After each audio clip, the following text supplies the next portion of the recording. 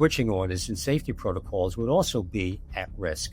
Because again, you don't have everything in GIS. You're relying on everything being there, and you could make bad mistakes, could be fatal mistakes. We've all seen it. Utilities facing the daunting challenges of an aging grid, mounting pressure from regulators and customers alike, and an uptick in devastating weather events. Hurricanes, wildfires, and ice storms. What were once considered once in a century or once in 500-year storms now feel like annual occurrences. With these events come immense operational strain, requiring fast field response and accurate data. Yet too often, those crews are still carrying around manila folders and scribbling notes on paper. While that would be troubling enough under normal circumstances, in high-pressure situations like getting the lights back on after a storm, it makes accurate and timely data practices all the more critical. Which begs the question, how can utilities expect to build the grid of the future with the data processes of the past? Today, we're joined by someone who has lived and breathed this evolution firsthand, Bob Schultz,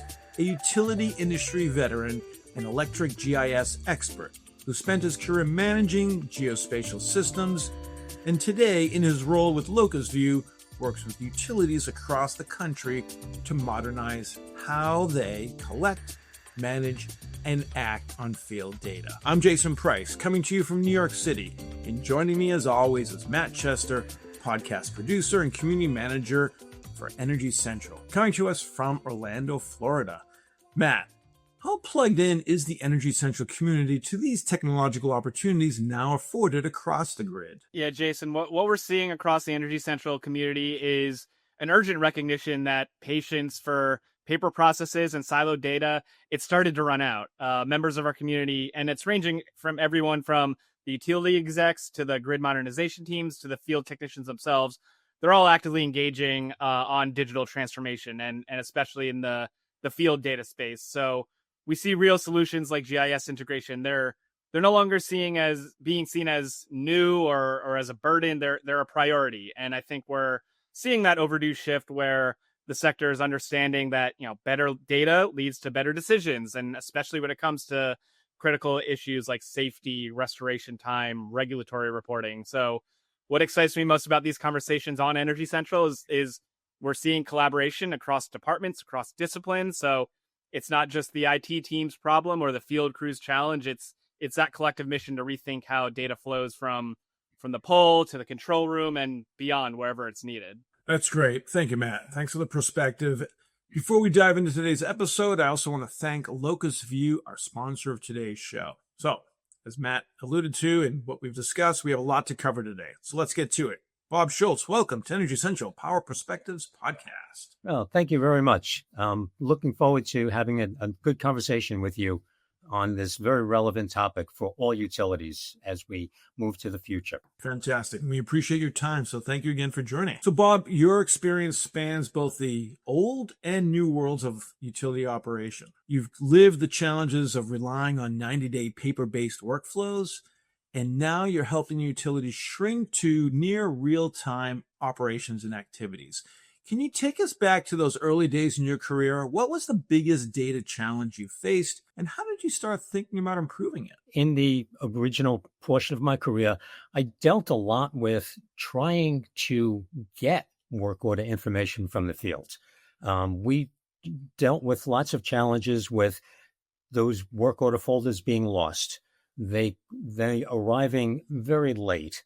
They were arriving to us in folded, spindled, and mutilated condition with scribbles on multiple pages and multiple work order documents. And it was always a challenge just to get those folders, get them to my editors, who would then try and interpret that data or that information from those work orders and try and decipher what those line crews actually performed and completed in asset additions to the distribution network. We got into lots of challenges with the, trying to read numbers. I mean, I don't know how many times you've scribbled a phone number down on a piece of paper, and then 5 minutes later you're saying, what was that? Was it a 7? Was it a 9? Well, let me just say that linemen in general have less than sterling writing capabilities.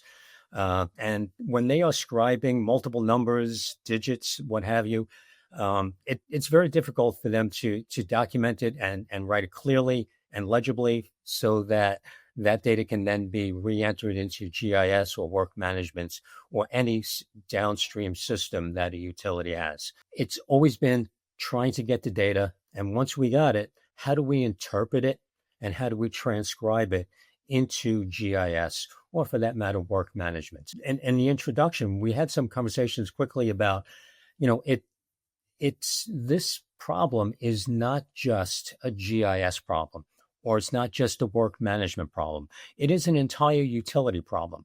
Because if you can't capture the essence or the assets that you've installed, all of those downstream systems and all of the decision making that a utility has to make because of poor data in those starting systems just makes the overall operation of a utility less than optimal. All right, so you're not sounding too nostalgic of the past, are you? Not at all. I would love to hear, obviously the number analogy is great. It's spot on.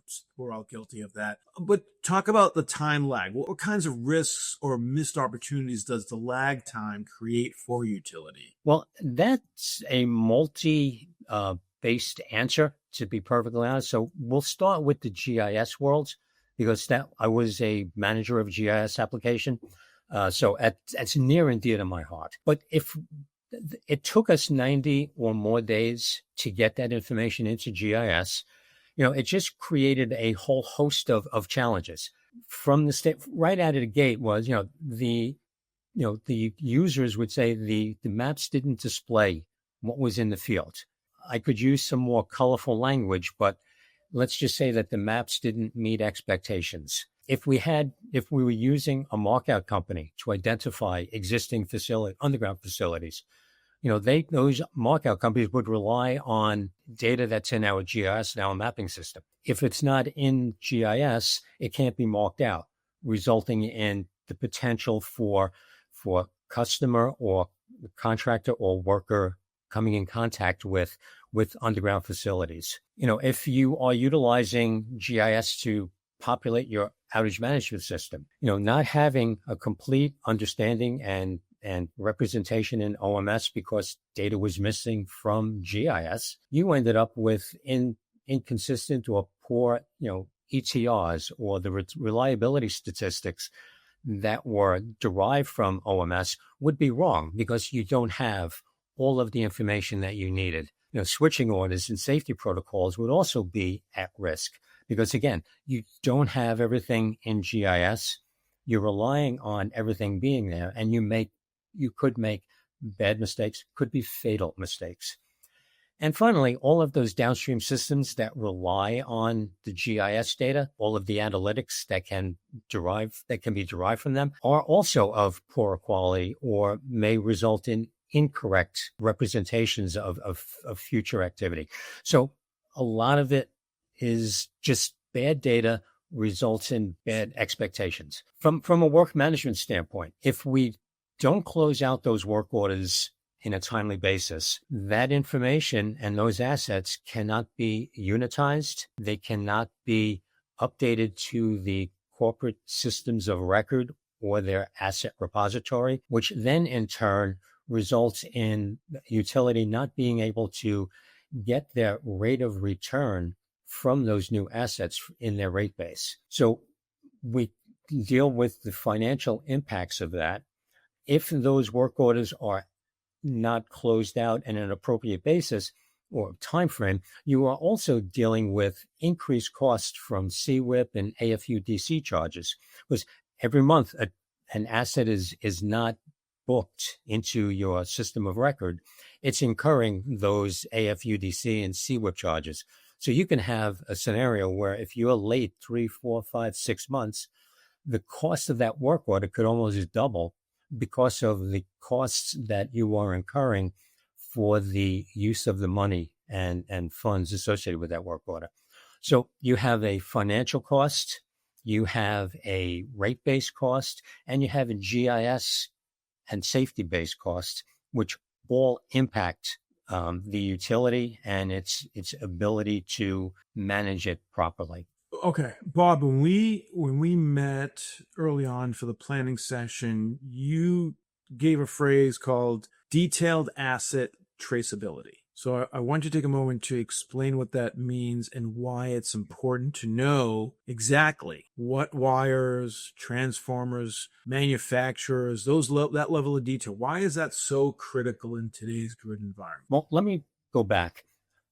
The past 50 years, all utilities generally needed to know was, where is the pole line, where is the underground line, and where is the equipment on those lines. And that's all they really needed for the operation of their electric system. As we fast forward to today, what we're finding is the need for more detailed information about the assets that are installed on the distribution system or the transmission system has much more importance for the operation of the utility. We've spoken about challenges associated with a product recall. I'm sure many of our listeners have dealt with, getting that letter or that email from a manufacturer saying, "Oh, we had a problem with this widget, produced in this facility during this time frame or part of this lot." And that was the nightmare scenario that I hated to hear in my early years in utility life. If you don't have detailed information about the assets that you've just installed or have been installing in your system for the past number of months or years, the thought of trying to find those needles in a haystack, financially crippling and mind-boggling. I remember many a time where we were looking for a particular device, and underground device or splice in particular, where we had to look and we had to dig up dozens and dozens of underground facilities in order to find those handfuls of small items or those damaged items that we ultimately had to replace. So the costs associated with finding recalled assets are a huge problem. You could also have another failure analysis consideration as well. If you start seeing particular repetitive failures on certain items, if you don't have that manufacturer information or that lot information, or for that matter, even the workers who installed that particular item, you're now sort of spinning your wheels and trying to determine, is this a one-off? Is this a problem with the worker? Is it a problem with the material that you received? So not having that detailed information about the source of the data is hugely a challenge for utilities to deal with. You also have scenarios during an emergency, where we have mutual assist crews working and supporting each other's utilities. Frequently, that supporting utility may be asked to bring materials with them. If you don't have detailed information about how those assets are constructed, what their manufacturing statistics are or requirements, the host utility may not be able to easily interchange and use those extra assets. And in a storm scenario, as you've said earlier in the conversation, the effort is to get the lights on as quickly as possible and move on to the next job. If you don't have good information about the assets you're installing, you're opening yourself up to challenges as we move forward. Or if there are issues with some of those donated materials, then it just becomes that much more difficult to try and identify where they are and then, replace them after the fact. Yeah, you're absolutely right. It's an enormous challenge for utilities, particularly the storm recovery. It's just getting everyone on board to practice or follow a standardization just can be so immensely challenging. So, we look at like some of the solutions today and it seems like a no-brainer, right? You've got companies like Locusview and others that are trying to solve and standardize some of these practices. And I want to talk about that. So barcode scanning for equipment in the field, standardization of practices to be able to trace equipment that's out there in the field. It just seems like a straightforward concept, yet it's been hard to adopt. So question to you, Bob, given your lengthy career in this industry, why is it taking so long for utilities to adopt something that today is just so common and obvious? It's really a basic answer. You don't seek a solution for a problem you don't see, right? So many, if not all utilities are not thinking about the impacts of having low quality or missing data in their various systems of record, whether it's GIS, work management, or for that matter, even the financial systems. Equipment, materials, operational requirements have been pretty static for the past hundreds or so years, based on that one-way flow of energy, from that's totally controlled by utility, and it's from and those utilities have their fleet of generation stations providing all of that power. Today, microgrids, merchant plants, privately held solar and wind farms, consumer rooftop solar panels are all turning the T&D systems into two-way energy flows. To safely and effectively control the electric grid within this new paradigm, utilities need to implement high data-hungry advanced monitoring systems in order to control the system correctly. Yesterday's paper and digital paper collection processes just can't meet the robust data requirements that these systems now require. In order to change over how utilities utilize digital construction management to collect data in the field, it really requires a significant change management effort with our existing field forces. Many of the more mature construction crews are used to the paper and pencil, are used to scribing, and no matter what you do or how much effort you put into it, some of these folks will never really adopt new data collection methods, even though many of those folks are the same folks that go into the local hardware store and order their construction materials using barcode scanners and paying with their phone, paying with a credit card. There just seems to be this mindset that we don't want to adopt this in our day-to-day working activities in the utility. But tomorrow's field workers are a completely different breed. And, they've been brought up on a certain level of automation that, they fully expect utilities to be adopting this future capability or this today capability of being able to scan, digitally capture work that's been done, assets that have been put in place. And it reduces the drudgery associated with fully documenting the activities that you've just performed in the construction arena. So, you're leading to my next question, but there's a phrase that I want to share for anyone who's listening who may be new to the industry, but it's very much apropos of what we're talking about here, and that is fix on failure. And what that means is that, and Bob, you probably know, you probably lived this, but when something fails, that's when they fix it, as opposed to planning when there's an end of life you're approaching and you start, planning ahead and thinking ahead. So fix on failure is only calling in the cavalry to fix something after it's already broken. Everyone has an automobile. You maintain your automobile, you get it checked out, you make sure that it doesn't fail, because the last thing you want is to be on your way to work and then the car doesn't work. So you're planning ahead of time.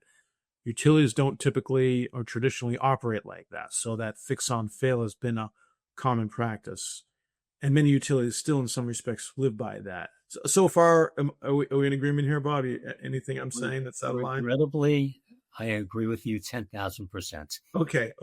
So then you talked about the importance of scanning as part of the change management process. And I want to ask you about that. So a post-scan processing practice is something that you harp upon at Locusview. You shared that in the planning session that we had. So talk us through that. What does that entail? And why is it so vital for systems like GIS, the OMS, even, shared service operations like the financial systems at a utility? Help us understand that. I would add to that also systems like ADMS and DERMS, because those are the typical systems that have a tremendous quantity of data their data needs are significantly higher than anything we've ever dealt with in our traditional uh, utility operations. When I think about digital construction management, it's more than just reading a barcode. When you use digital construction management to capture this type of new assets, it enables the user to quickly and accurately collect the high accuracy GPS location data about those assets that are being installed. It enables the field crews to really capture as-built changes to the design. I am sure many of our listeners are familiar with, the original design called for a 25 kVA transformer, but when that work order was put into play, there was a stock out of 25s. So they had to install a 50 kVA transformer instead. What that does is that changes the overall cost of the work order.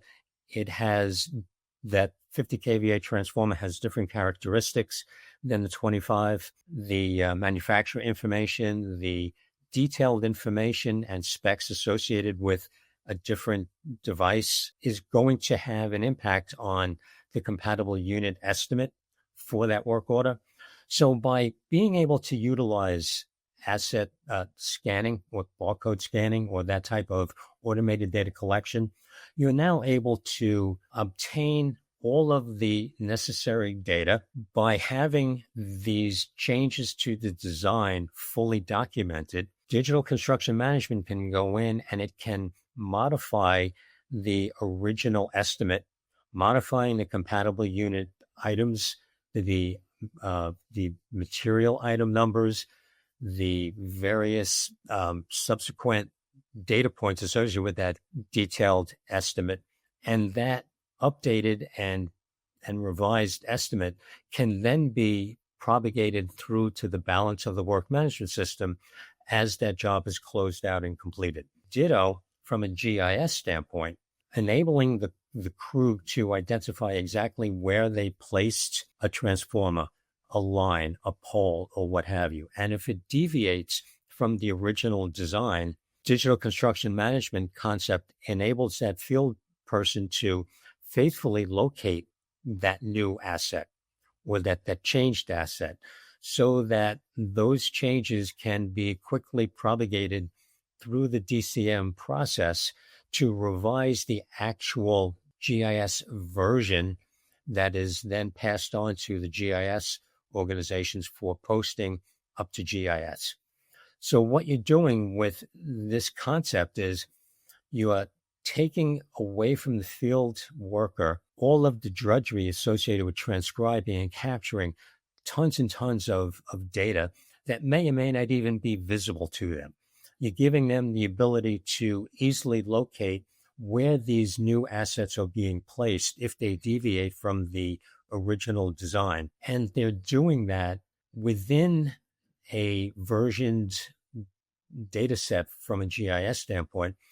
And you're able to easily capture that data and transfer it up to corporate GIS with little to no manual processing by the GIS staff after the job is completed. Another real and significant benefit associated with this is how we utilize contractors. So many of the activities and work orders that are being completed in utilities are being done by contractors, many of them with unit price contracts.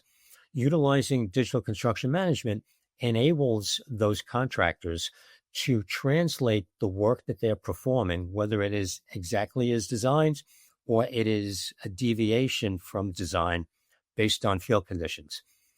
But the digital construction management application reads into the unit price contracts that many of these contractors utilize, and it can then recalculate what the value of that change actually was from a financial standpoint.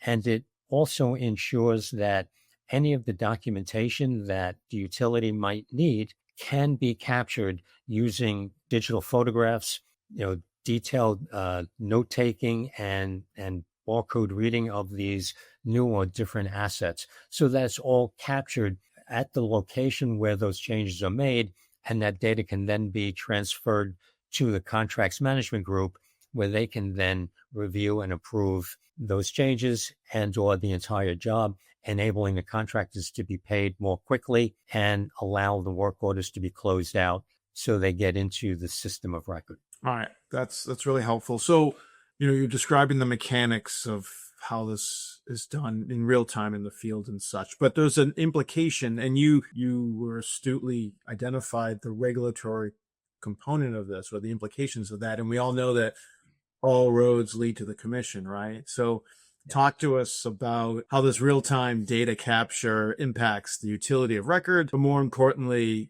what's the implications from a regulatory standpoint? It's actually pretty straightforward. If every work order is digitally received and updated in work management in near real time, all of the subsequent work management functions can be performed rapidly. So instead of waiting 90 or 120 days to close out that job and not have any of those downstream work management activities performed, you're doing it now within hours or days of the work order actually being completed in the field. So now you can unitize it, you can close out the work order, you can get that information into your systems of record, and that data is now available and useful for all of the downstream systems and regulators to be able to see and utilize.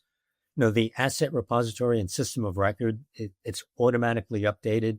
The financial systems are quickly and accurately reflect those new assets, and they fully reflect the current operating state of the system. Many advanced analysis tools used by many utilities rely on this accurate, timely, and fully attributed information from GIS and work management to make those quality decisions on strategic matters.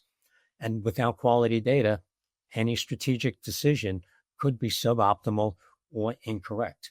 Let me ask you about talent and the workforce and the development of this talent and the challenges that the industry is facing in terms of attracting, the next generation of utility leaders. I guess the question is, and I feel like even last week I was meeting with the CEO of a utility up in New England, and this digitalization of processes had come up, and the conversation led to, and basically the concern is, why are we so paper-based still? And the conversation led to, I'm sure there's a challenge in even attracting a workforce when you're still paper-based, right?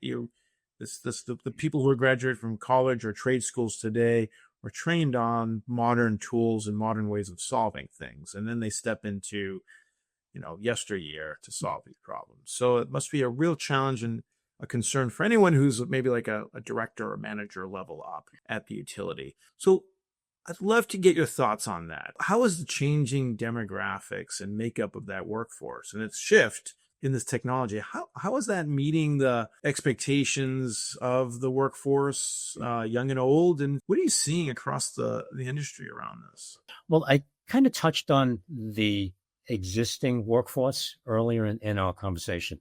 The current aging workforce has really developed an affinity to working with paper and dealing with the change management associated with trying to get older workers to embrace technology has always been a change management nightmare for utilities. Fast forward now to the future utility workers.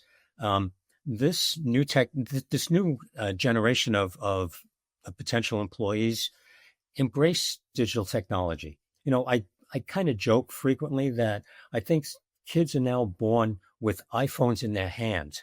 They're so inundated and so comfortable with using digital technology and automation of data collection.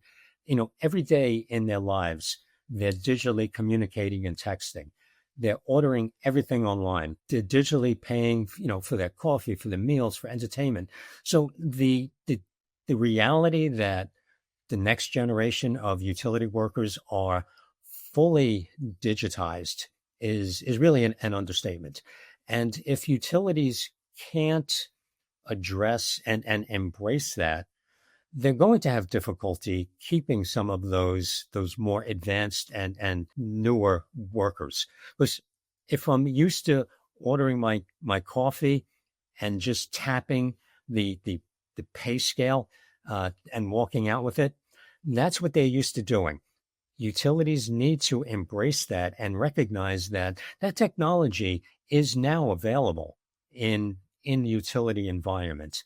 We do have the ability to interpret barcodes, to collect data, to digitally recognize where we are from a GIS and a GPS standpoint.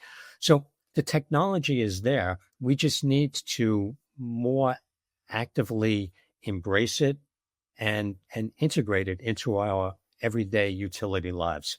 And there has to be, expectations set for all of the existing staffs and the existing organizations within a utility environment, that what we did 50 years ago, 20 years ago, just can't or won't cut it in the future. We need real-time data. We need real-time data to manage our electric system successfully. We need that real-time data because our customers expect real-time answers, real-time reaction to outages, and real-time restoration of electric service when there are problems. And you cannot do that simply relying on 90-day-year-old paper eventually making it into your systems. There's no way that that's going to cut it. And utilities need to fully recognize that. Yeah, I would agree. The recruit, and it's back to the workforce issues. Recruitment, it's not just recruitment, it's also the retention, right? At a certain point, you're just going to be like, okay, I'm not patient anymore. I'm not going to put up with this. I'm just going to maybe go somewhere else. And that's a challenge. And just to date myself, at the meeting last week, I actually had a business card, and I took out my business cards, and people looked at me cross-eyed, like, what are you doing with business cards? Business cards are about as paper-based as you can get, right? Yeah, no, absolutely. And I have to admit, I have one as well. Right. Actually, people were saying, where's the QR code on my business card? So that's something to maybe think about. The future business card without a QR code is really dating yourself. All right. Well, Bob, this is super helpful. Thank you for walking us through this. These are critical and noteworthy topics that the industry continues to struggle with. So thank you for taking your time and sharing us with your insight and what you're doing and what you're trying to tackle. At this point, we have what's called the lightning round, which gives us an opportunity to learn more about you, Bob, the person rather than the professional. So we're going to throw a set of questions at you, and we ask you to keep your response to one word or phrase. So are you ready? I believe so. All right. Question number one. What's the technology that helps you stay most organized in your personal life? My Microsoft calendar, hands down. It's the only way I can keep track of everything that's going on in my life, both home and business. What's your dream vacation spot? Montauk Point, Long Island, New York. I'm a New Yorker from way back, and it's just a beautiful spot. Who would you invite to your dream dinner party, including historical figures or present public figures? There are two, Thomas Edison and Theodore Roosevelt. They were both visionaries in their time, and I would love to understand their thoughts and how they dealt with these change management. If you could wave a wand and solve one energy industry challenge, what would it be? Safe nuclear power. All right, we've been collecting lightning round questions from past podcast guests to ask future guests. So the next question is from Dominique Verhulst of Nokia, who challenged the future guests with the following question. What would you see as the best way to assure the power to the AI-enabled world moving forward? I would look at it from the AI center's perspective. Those AI data centers require huge amounts of power to operate, and they need to have a cost-effective way to obtain that power. Renewable and nuclear-powered gen microgrids are probably the solution that is most likely to support those needs. The data centers are built where they are needed, where the land is less expensive, and they are never near transmission lines or existing utility infrastructure.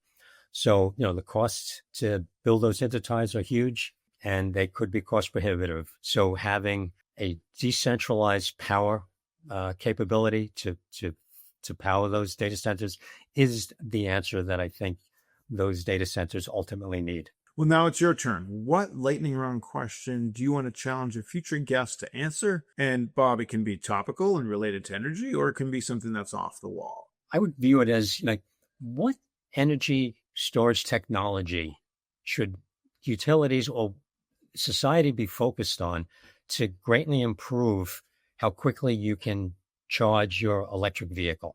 We'll be sure to ask that. All right, Bob. So we want to give you the final word, and knowing that you've got a utility audience, I encourage you to share with us what is the digital transformation. What is the world looking like in the next 2 to 3 years? How are we going to build more resilience and efficiency? What other frontiers of opportunity do you envision? And what are some closing thoughts you'd like to leave with the audience today? I'd like to, for the past 100 years, since the electric industry has really been developing, we've always relied on copper and aluminum cables for the transmission of power. And those overhead and underground facilities have always been decimated with storms and hurricanes and subject to corrosion and inevitably fail over time.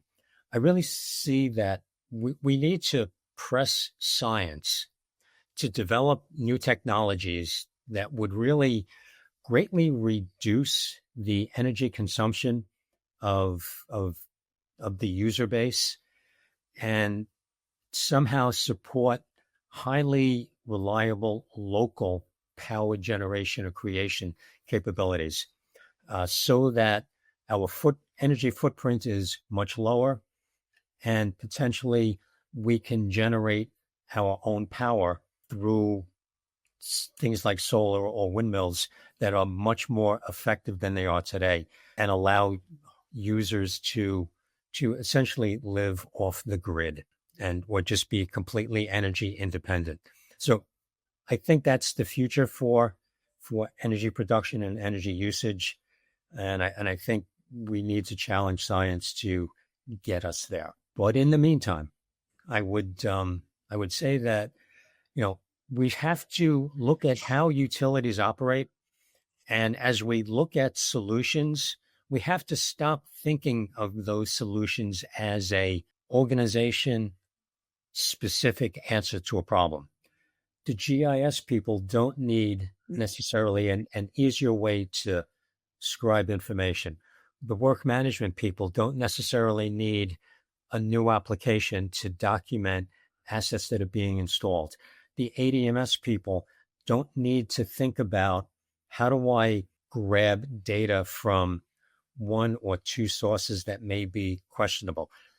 Utilities have to start realizing that they are one large system and that solutions need to be geared towards answering all of the user's requirements, not just a specific or small segment of that utility. And I think once utilities start thinking about that in that way, you will see many of them become more open to systems like digital construction management, because it spans the entire workings of a utility, not just the GIS guy or the work management guy or the asset guy. No, agreed. All right. Those are compelling thoughts, and certainly actionable follow-up that I'm sure our listeners will want to jump on. So be on the lookout for any questions or comments that may come back through the podcast and the Energy Central platform. But until then, Bob, we want to thank you again for taking your time today to share us your insights and experience in this industry and the important topics that you and your team at Locusview are trying to solve. So thank you again for joining us today. Great. Thank you very much. It's been a great opportunity to have that conversation with you. All right. And as I said, you can reach Bob and the Locusview team through the Energy Central platform, where he welcomes your questions and comments. And thanks to Locusview. From planning to closeout, Locusview streamlines field operations with real-time data capture, mobile workflows, and digital as-builts, reducing rework and accelerating time to revenue. Learn more at locusview.com. And once again, I'm your host, Jason Price. Plug in and stay fully charged in the discussion by hopping into the community at energycentral.com And we'll see you next time at the Energy Central's Power Perspectives Podcast.